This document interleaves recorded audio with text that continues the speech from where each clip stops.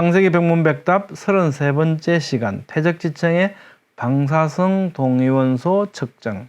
여러분들께서 하나님의 말씀을 나누는 이 일에 함께 하시고 이 채널이 계속 유지되고 발전되기를 원하신다면 여러분의 구독, 좋아요, 알림, 댓글이 큰 힘이 된다고 합니다. 안녕하세요. 김홍석입니다. 오늘은 성경연대기와 관련된 궁금한 과제들 가운데 11번째 과제 6번째 시간입니다.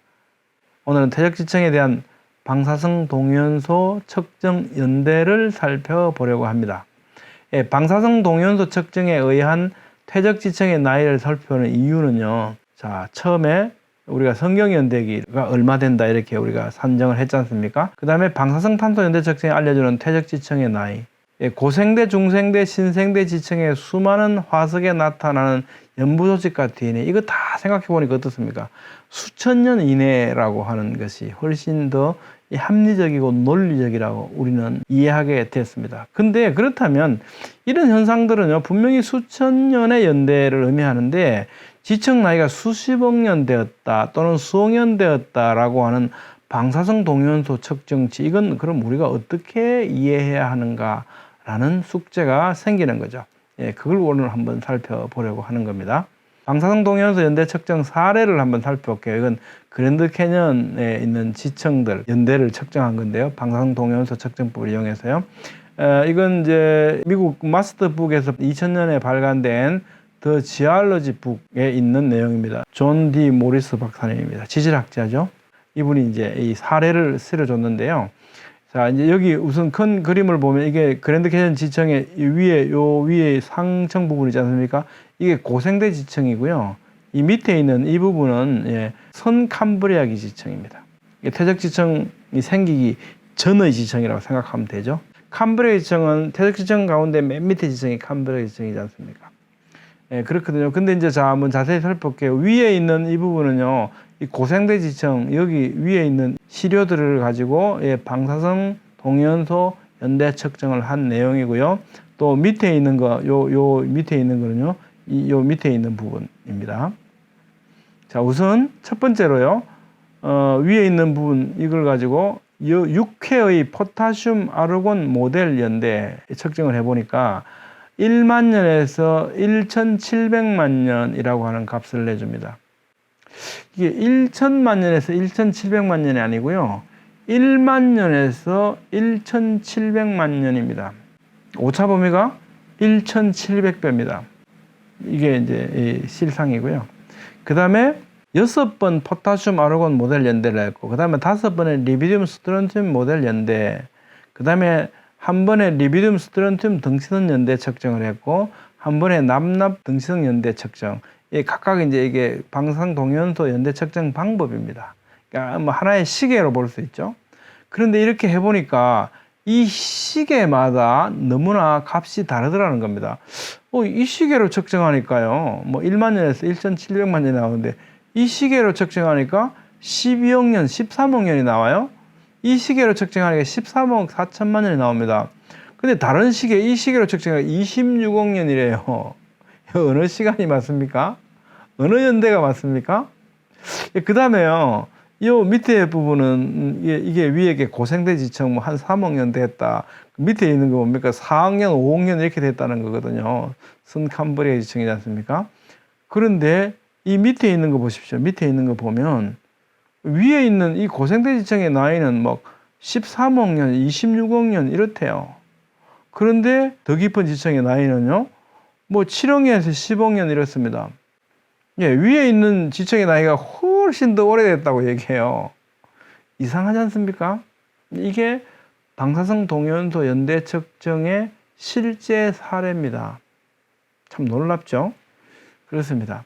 그리고 또 하나의 의문점은요, 우리가 이제 또 이 리서치가 필요한 의문점은 이겁니다. 왜 시계마다 이렇게 다르냐는 겁니다. 분명히 이 방사성 동위원소들이 붕괴하는 붕괴 속도는 일정한 걸로 우리가 알고 있는데, 그래서 반감기라는 게 있잖아요. 그런데 어떻게 이게 시계마다 다를 수 있냐라는 거죠. 이유를 찾기 위해서요, 지난 시간 우리가 레이트 프로젝트 살펴봤지 않습니까? 그 2000년부터 2004년까지 한 5년간 집중적으로 연구되는 13명의 박사들이 주축이 되었고요. 그리고 동위원소 측정 분석은 미국 내 권위 있는 기관에 의뢰했다고 했죠. 왜냐하면 자체에서 하면 객관성이 없으니까 돈을 주고 외부 기관에 의뢰를 한 거거든요. 이렇게 한 결과 이렇습니다. 그랜드 캐년의 탄청을 보니까 여기에 측정 방법마다 연대가 달라요. 그 다음에 용암지대도 마찬가지로 측정 방법마다 나이가 다릅니다. 연대가 다릅니다. 또 변성암지대도 마찬가지로 다 달라요. 방법마다 다릅니다. 시계마다 다르다는 거죠. 화강섬노감도 마찬가지로 다 방법마다 다릅니다. 자, 그래서 보니까 항상 다른 연대를 보이는 이 네 가지 측정 방법들이 왜 이럴까? 수억 년 이상의 차이를 보이는데도 과학적으로 용납되는 현실은 매우 이상하다는 겁니다. 이거 뭐 방사성 동위원소 측정법 하면 굉장히 과학적이고 이렇게 맞는 것처럼, 그죠? 굉장히 신뢰성이 있는 것처럼 이렇게 인식되어지는 이 현실이 너무나 이상하다는 거죠. 네 가지 종류의 특정 암석, 방금 살펴본 탄청, 용암, 변성암, 화강암 모두에서 네 가지 측정 방법에 따라 각각 다른 연대를 보이고 있거든요. 그렇다면 측정 결과에 대한 새로운 해석이 필요한 거 아니냐. 도대체 어떻게 해서 이런 현상이 일어날까라는 거죠. 이걸 연구한 거죠. 그렇게 해봤더니 한마디로 이런 겁니다. 방사성 분열을 하는데 분열 속도가 환경에 따라서 굉장히 달라질 수 있다는 겁니다. 10억 배까지 가속될 수 있다라고 하는 겁니다. 자세히 한번 살펴볼게요. 전자를 잃어버린 원자 핵에서는 플라즈마 상태에서 발생하는 것처럼 음전자의 붕괴가 바뀔 수 있다. 전자가 없는 무전자 핵을 탈출하려는 입자는 전자들이 없다면 훨씬 낮은 수준의 운동 에너지 한계를 극복하면 된다. 원자 핵이 있으면 원자 핵 안에 중성자와 양성자가 있고 그 주위를 가유전자가 돌고 있다. 우리가 이렇게 알고 있지 않습니까? 밖에 있는 이 애가 없으면 얘가 훨씬 빨리 분열할 수 있다. 이런 얘기죠. 쉽게 표현하면. 직접 실험한 예를 보니까 레늄 오스뮴계에서 저장링에 완전히 이온화된 레늄 187을 순환시켰을 때 반감기가 33년으로 줄어들더라. 이것은 종래의 반감기 420년에 비해서 무려 10억 배의 붕괴율 증가에 해당한다. 10억 배로 빨리 붕괴해버린다는 겁니다. 반감기를 적용하는 게 굉장히 이거는 안 맞다는 거죠. 이런 상태가 만약에 있었다면. 그 다음에 레늄 오스뮴 시계는 현재 존재하는 핵력이 동시에 약해진다면 붕괴율은 또다시 수백 내지 수천 배 가속될 수 있을 것이다. 굉장히 빨리 붕괴한다는 건 뭐겠습니까? 우리가 그 사실을 모르고 지금 우리가 알고 있는 이런 노멀한 이런 상태, 이런 기준을 갖고 보면 굉장히 오랜 시간이 흐른 것처럼 보이는 거죠. 붕괴하는데 일정한 시간이 반감기가 흘렀는데 엄청나게 빨리 붕괴해버린 이런 사실이 있었다면, 우리가 모르고 있는데 실제로 그런 사실이 있었다면, 우리 기준으로 보면 이건 굉장히 오랜 시간이 흐른 것처럼 보인다는 거죠. 막 10억 배 이렇게 막 붕괴율이 빨라져 버렸으니까. 또 루테늄 하프늄 계에서도 2억 도 이하의 온도에서 반감기는 40여 년인데 2억 도 이상 3억 도에서 반감기는 100억 분의 1로 떨어진다는 겁니다. 무슨 얘기냐? 반감기가 100억 분의 1로 떨어진다는 건 뭐겠습니까? 100억 배 빨리 붕괴한다는 거죠. 6억 도에서 루테늄 176의 반감기는 대략 8일밖에 되지 않더라는 겁니다. 이것이 실험실에서 증명된 겁니다.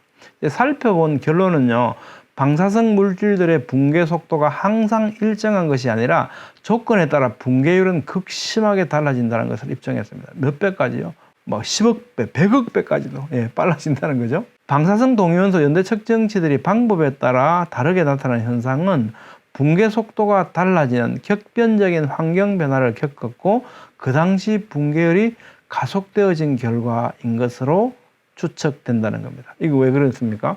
물질에 따라서, 그죠? 얘는 100억 배 빨라지고, 얘는 10억 배 빨라지고, 얘는 1000배 빨라지고, 각각 빨라지는 비율이 다르니까 빨라지는 어떤 특별한 환경을 거쳐왔다면 얘들은 각각 이상하게 다른 시간들을 내놓을 수밖에 없겠죠.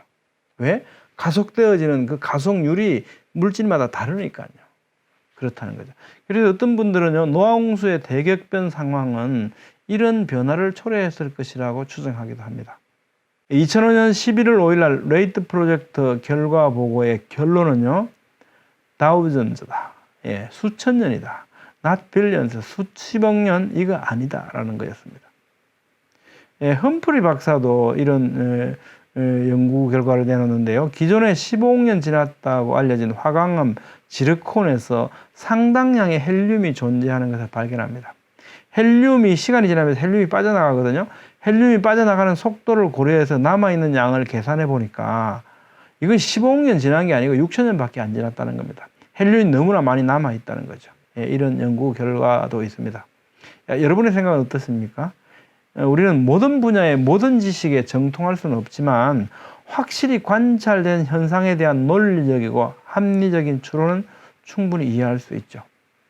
우리는 지지난주에 퇴적지층 속에서 발견되는 화석 생물들 가운데는 공룡뿐만 아니라 다른 여러 종류에서 여전히 부드러운 조직들이 발견되고 또한 DNA가 발견되기도 하며 배양하면 되살아나는 박테리아가 발견되기도 하는데 이는 공룡의 나이가 수천만 년 이상 오래된 것이 아니라 확실히 수천 년 이내일 것이라는 사실을 확인했습니다. 아울러 퇴적지층들의 나이도 수천 년 이내일 가능성이 매우 높다는 사실에 대하여 살펴보았지 않습니까? 또한 방사성탄소 연대 측정 방법에 따라 측정된 수만 년이라고 하는 나이는 실제로는 부드러운 조직을 포함하고 있는 화석 상태를 고려해 본다면 수천 년일 가능성이 매우 높다. 그것은 과거에 지금보다 강했던 지구자기장과 노항수 이전에 존재했을 것으로 추정되는 궁창의 물청에 의해서 방사선 유입이 방해를 받았고 따라서 당시 대기 중에 방사선탄소 비율이 낮았을 것이기 때문인 것으로 파악을 했습니다. 이에 따라서 당연히 생겨나는 궁금함은 지층의 나이가 정말 수천 년에 지나지 않는다면 방사성 동위원소 측정법에 의한 연대는 어떻게 된 것인가 라고 하는 의문이었죠. 지난 내용을 다시 한번 말씀드린 이유는요. 고생대, 중생대, 신생대 지층의 나이가 겨우 수천 년에 지나지 않는다는 해석이 이 시대의 정상과학 패러다임과는 너무나 다르기 때문에 관찰되는 현상을 통해서 합리적으로 이해해야 하기 때문이죠. 성경연대기에 확신을 갖는 데에도 이 내용은 굉장히 중요하겠죠. 그리고 오늘 방사성 동위원소 측정의 실제 사례를 살펴보았고 이 연대 측정 방법이 가지고 있는 특성들을 파악함으로써 성경연대기와는 전혀 다른 이런 주장들에 대한 이해를 어느 정도 할 수 있게 되었다고 생각됩니다. 오늘 또 결론은 여러분들께 맡기도록 하겠습니다. 여러분들께서 하나님의 말씀을 나누는 이 일에 함께 하시고 이 채널이 계속 유지되고 발전되기를 원하신다면 여러분의 구독, 좋아요, 알림, 댓글이 큰 힘이 된다고 합니다. 감사합니다.